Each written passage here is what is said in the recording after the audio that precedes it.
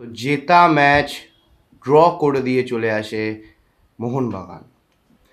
তো welcome to my channel Ayan vibe. সত্যি বলতে যে আজকে যে ভেবেছিলাম যে একটা ম্যাচ রিভিউ করব মোহনবাগানের জয় দিয়ে, সেটা হলো না। কারণ 2-0 গোলে যখন কোনো টিম এগিয়ে থাকে তখন অনেকটা বেশি রিলিফ পাওয়া যায় সমর্থকদের মধ্যেও, এমনকি সেটা চলেছে কোচের মধ্যেও। কিন্তু আমি বুঝলাম না যে সেকেন্ড হাফের সময় বা সেকেন্ড হাফে 60 মিনিট হওয়ার পর মোহনবাগান প্লেয়ারদের স্ট্যামিনা কোথায় যায়। আমরা তো নিউজ রিপোর্টে দেখি, অনুশীলনে বলছে যে আজকে প্রচুর পরিশ্রম করেছে প্লেয়াররা। এটা আমরা ডুরান্ড কাপেও দেখেছি, এটা আমরা আজকের কালকের ম্যাচেও দেখলাম যে মোহনবাগান 60 মিনিটের পরে মাঠে খেলাটা ফেলে দিয়ে চলে আসে। কোনো প্লেয়ারের কোনো মুভমেন্ট নেই, ডায়াগোনাল রান নেই। তিনটে আমার স্ট্রাইকার আছে যারা আপফ্রন্টে বিদেশি, তারা নিচে এসে কোনো রকম কোনো ডিফেন্সে কন্ট্রিবিউট করছে না। আমি সুভাশিস বোসকে দোষ দিতেই পারি, বাট এক্ষেত্রে সুভাশিস বোস একা যদি 7টা প্লেয়ার নিয়ে, মানে হিসাব মতো গোলকিপারকে বাদ দিলে 6টা প্লেয়ারকে নিয়ে আমাকে ডিফেন্স করতে হয়, তাহলে সেই 6টা প্লেয়ারের উপর দায়িত্ব পড়ে যায় বেশি, তাদের কাছে চাপ থাকে বেশি। তো সেক্ষেত্রে আর মলিনার আমি শুধু বলবো যে যেখানে আমার সূর্যবংশীকে তুলে আমি কেন থাপাকে না পেলাম, আমি কেন আরও অ্যাটাকিং করে চলে গেলাম, যেখানে আমি দেখছি যে অপোনেন্টে মুম্বাই সিটি এফসি কিন্তু ক্রসের পর ক্রস তুলছে, বিপিন সিং ক্রসের পর ক্রস তুলছে, মানে ধাগা খুলে দিয়েছে বিপিন সিং। মানে বিপিন সিং এমন একটা প্লেয়ার যে হয়তো আমি তাকে অন্য কোনো ম্যাচে জ্বলে উঠতে দেখি না, বাট যখন মোহনবাগানের বিরুদ্ধে সে খেলে, সে কি তার মধ্যে কি মাদা চলে আসে, কোথা থেকে বিপিন সিংয়ের এত ফর্ম চলে আসে যে আরামসে, মানে একটা দুটো প্লেয়ার বল যখন পাচ্ছে একটা দুটো প্লেয়ারকে কাটানোটা কোনো ব্যাপারই না বিপিন সিংয়ের কাছে। আর যে ক্রস তুলেছে মুম্বাই সিটি এফসি, যদি ভালো স্ট্রাইক ফরওয়ার্ড হতো, এখানে যদি পেরেরা ডিয়াস থাকতো, পেরেরা ডিয়াস গুনে গুনে দুটো গোল করে দিয়ে চলে যেত। তো এখানেই ছিল ব্যাপার যে আমি টাংরিকে নামাতে পারতাম, টাংরিকে নামিয়ে ব্লক করতে পারতাম ওই জায়গাটা। আমাদের মানজোরো যখন নেমেছিল, মানজোরোর থেকে যে ভেসে আসা ক্রসগুলো, মানজোরো যেভাবে মিডফিল্ডটাকে এগিয়ে নিয়ে যাচ্ছিল, ভ্যান নিপ যেভাবে খেলছিল, তাদের কিন্তু আটকানো উচিত ছিল। হ্যাঁ, বলতে পারা যায় যে ছান থেকে একটু টোটালি অফ কালার লেগেছে, কারণ বেটার করেছে ওই জায়গাটা সুভাষিস বোস, অনেকটা ট্রাই করেছে 1:1, একটাও কিন্তু ডুয়েল হারেনি ছান্তের কাছে, সেটা কিন্তু ভালো দিক। তবে সুভাষিস বোসকেও আরও বেটার করতে হবে। তো আমি অলরেডি এই ম্যাচটা নিয়ে আলোচনা করে ফেলেছি, আমার শর্টসে আছে, আমি ছেড়েছিলাম। কিন্তু ম্যাচটাতে হতাশ হয়েছি, মোহনবাগানের এই খেলাতে হতাশ হয়েছি, কারণ 2-0 গোলে যখন কোনো টিম এগিয়ে থাকে, এটা ডুরান্ড কাপের ফাইনালও আমরা দেখেছি। আর আমি যেটা বলেছিলাম যে প্রিভিউতে যে একাদশ হতে পারে সেই একাদশই হয়েছে। এবং আমি যেটা বলেছিলাম যে শুধুমাত্র একটা পরিবর্তন হয়েছিল, মনবীর সিংকে না নিয়ে আশিস রায়কে নামিয়েছিল। আমি বলবো এটা বেটার, কারণ ওই জায়গাটায় বিপিন সিংকে আটকানোটা দরকার ছিল। বিপিন সিংয়ের দারুণ গতি আছে, আশিস রায় ম্যাচ করতে পারতো, মনবীর সিং হয়তো পারতো না। তো এটা ভালো সিদ্ধান্ত, কিন্তু তাও আমি বলবো যে আমি বলেছিলাম যে এই যে ফরমেশানে, এই যে 3 ডিফেন্সের ফরমেশানে, এখানে মেনলি প্রবলেম হয় যখন খেলাটা সুইচ হয়। আপনারা ভালোভাবে লক্ষ্য করবেন, খেলাটা যারা দেখেছেন, খেলা কিন্তু সুইচ হচ্ছিল। ভ্যাননিপ যখন বল পাচ্ছিল বাঁদিকে, পুরো ডান দিকে সুইচ করছিল ছানতে এবং বিপিন সিং, বিশেষ করে ছানতের দিকে যে বলগুলো যাচ্ছিল পুরো ফাঁকা, ওখানে কোনো কভার নেই। কেন ওখানে ডুয়াল মার্কিং হবে না? কেন সুভাশিস বোস এবং লিস্টন কোলাসো একসাথে ছান থেকে নেবে না? তো এইটা প্রশ্ন, এখানেই অনেক কিছু থাকছে এই ডিফেন্সে। যখন তোমার কাছে স্পিডি উইঙ্গার থাকবে, তোমার কিন্তু প্রবলেম হবে। আপনারা বিশ্বাস না হলে আমার প্রিভিউতে চলে যান, ওখানে আমি এই কথাগুলোই বলেছি। এটা কিন্তু পরবর্তীকালেও প্রবলেম হবে, যখন আমরা এসিএল খেলবো তখন কিন্তু মোহনবাগানের এই সমস্যাটা থাকবে। তো আমি চাই তাড়াতাড়ি এটা রিকভার হোক, আরও ভালোভাবে মোহনবাগান ফিরে আসুক, মোহনবাগানের মতন খেলা খেলুক, যেটা আমরা দেখতে চাই। মাঠে সব দর্শকরা যায়, তারা এই খেলাটাই দেখতে চায়। আচ্ছা, এই গেল মোহনবাগানের ব্যাপারে। এবারে আজকের যেটা ম্যাচ, যেটা হচ্ছে east Bengal versus Bengaluru FC, Bengaluru home গ্রাউন্ডে, সেইটা নিয়ে একটু আলোচনা করা যায়। আজকে বেঙ্গালুরু স্টেডিয়াম, কান্তিরাও স্টেডিয়ামে ইস্ট বেঙ্গলের খেলা পড়েছে বেঙ্গালুরুর সাথে। ব্যাপারটা হলো এই যে বেঙ্গালুরু এফসি, এইবারে বেঙ্গালুরু এফসি টিম খুব ভালো তৈরি করেছে। হয়তো আপনারা বলতে পারেন যে গত বছর, তার আগের বছর বেঙ্গালুরু এফসি ফাইনাল খেলেছিল, বাট বেঙ্গালুরু টিম কিন্তু অতটা ভালো ছিল না। মানে ওরকম আমরা একটা অ্যাটাকিং বেঙ্গালুরু এফসিকে আমরা চিনি, সেটা কিন্তু ছিল না বেঙ্গালুরু এফসির দিক থেকে। কোনোভাবে উঠেছিল, একটা কন্ট্রোভার্সিয়াল ম্যাচ হয়েছিল, বাট গত সিজনে বেঙ্গালুরু এফসিও সেরকম পারফরমেন্স করেনি।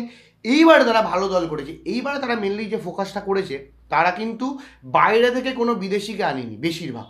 তারা কিন্তু যারা খেলে যাওয়া বিদেশি, আমাদের ইন্ডিয়ান এই কন্ডিশনে, তাদেরকেই নিয়েছে। অ্যালবার্টো নাগুয়েরা আমি বলবো বেস্ট সাইনিং এবছর বেঙ্গালুরু এফসিতে। পুরো মাঝমাঠ কন্ট্রোল করবে নাগুয়েরা, তার 1-on-1 এবিলিটি কোনো প্লেয়ারকে এলিমিনেট করা মারাত্মক, বলে বলে এলিমিনেট করতে পারে, আরামসে ড্রিবল করে বেরিয়ে যেতে পারে। এবং আর একটা যা ভালো সাইনিং সেটা হচ্ছে পেরেরা ডিয়াজ। পেরেরা ডিয়াজের মধ্যে কী ব্যাপার আছে হচ্ছে ফক্স ইন দ্য বক্স, যেটা আমরা বলি, মানে বক্সের মধ্যে তিনি যদি বল পায় তাহলে কোনো না কোনোভাবে সে গোল করে দিতে পারবে। সে বডি দিয়ে বডির যে কোনো অংশ দিয়ে হোক, সেটা আমরা দেখেওছি পেরেরা ডিয়াজ গোল করে দেয়। এখানেই ভাবতে হবে ইস্টবেঙ্গলকে, কারণ আমি যদি ইস্টবেঙ্গলের প্রথম একাদশ নিয়ে বলি, দেখুন ইস্টবেঙ্গল প্রথম একাদশ কার্লোস কোয়াদ্রাদোর ওপর সে কোন প্লেয়ার খেলাবে। আমার মনে হয় যে হেক্টর ইউসে নামতে পারে, অথবা হিজাজিমে। আমি বলবো হেক্টর ইউসেই আজকে প্রথম থেকে নামানো উচিত, কারণ ইস্টবেঙ্গলের যা ফরমেশন 4-2-3-1, সেখানে Hector Yuste is the perfect choice. যদি আনোয়ার আলী খেলে, কতটা চান্স আছে আমি জানি না, যদি খেলে তাহলে খেলবে, নাহলে লালচুং লুঙ্গাই খেলতে পারে। আর আমাদের রাইট ব্যাক এবং লেফট ব্যাকে হয়তো জোথাং পুইয়া এবং রাইট ব্যাকে হয়তো মোহাম্মদ রাকিবই খেলবে। আর দুটো যে সেন্টার ডিফেন্সিভ মিডফিল্ডে, একটা হচ্ছে সাউল ক্রেসপো এবং জিকসন সিং, এবং অ্যাটাকিং ট্রায়োতে যেখানে আমার অ্যাটাকিং মিডফিল্ডে মাদি তালা, নন্দকুমার শেখর এবং মহেশ নাওরেম, আর ওপরে হচ্ছে ডিয়ামান্টাকস। দেখুন এখানে ইস্টবেঙ্গলের একটা সমস্যা আছে, যদি মহেশ নাওরেমকে না খেলিয়ে তারা যদি ডেভিডকে খেলায় তাহলে প্রবলেমে পড়বে। কারণ আমি বলি ইস্টবেঙ্গলের যে ফরমেশন 4-2-3-1, এটা কী করে ওয়ার্ক করে দেখুন। 4-2-3-1 ফরমেশন হচ্ছে মডার্ন ফুটবলের সবথেকে ইউজড ফরমেশন। বিভিন্ন ক্লাবে এই ফরমেশনে খেলায়, যেখানে আমি একটা অ্যাটাকিং মিড পাচ্ছি এবং আমি একটা লোন স্ট্রাইকার পাচ্ছি। আচ্ছা, এই 4-2-3-1-এ কী সমস্যা হয়? সমস্যাটা বলতে মেনলি যেটা হয়, যেটা বেশি পজিটিভ দিক আছে কি, আমরা ইস্টবেঙ্গলে যারা প্লেয়াররা আছে বা এই 4-2-3-1 ফরমেশনে বেশিরভাগ পজিশন ফুটবলার, বল দখল বেশি থাকে, মানে পাসের মাধ্যমে, মানে 1-2, তারপরে 1-2-র মাধ্যমে বা পাসের মাধ্যমে কিন্তু ডিফেন্স ভেদ করা হয়, দেন কোনো প্লেয়ার গোল করে। কারণ কখনো এই যে ডিয়ামান্টাকস মানে এই যে 9-এর রোলটা, সে একটু ডিপ আসে, নিচে আসে, সে নিচে আসার ফলে যে অ্যাটাকিং মিড যে মাদি তালা, সে ওপরে চলে। এবার দুটো উইং যারা খেলছে, আমাদের নাওরেম এবং নন্দকুমার শেখর, তারা গোলের কাছে চলে যায়, আপনারা অনেকটাই লক্ষ্য করবেন। এখানে প্রচুর পাস খেলতে হয় এই ফরমেশনে, কারণ মিডফিল্ডে 3টে প্লেয়ার থাকে, অ্যাটাকিং মিড এবং দুটো ডিফেন্সিভ মিড, এবং উইং প্লে বেশি হয়। কিন্তু সমস্যাটা কি হয়, আপনারা এটা ভালোভাবে লক্ষ্য করবেন। আগেরবারও ইস্টবেঙ্গল যখন কোনো শক্ত প্রতিপক্ষের সাথে খেলে তুলনামূলক, ধরুন বেঙ্গালুরু এফসি, মোহনবাগান, বা মোহনবাগানের কথাই বাদ দিলাম, তাও আমি বলবো বেঙ্গালুরু এফসি, গোয়া, কেরালা, দেখবেন আপনি ইস্টবেঙ্গল কিন্তু ম্যাচগুলো জেতে বা বল পজিশন বেশি রাখে।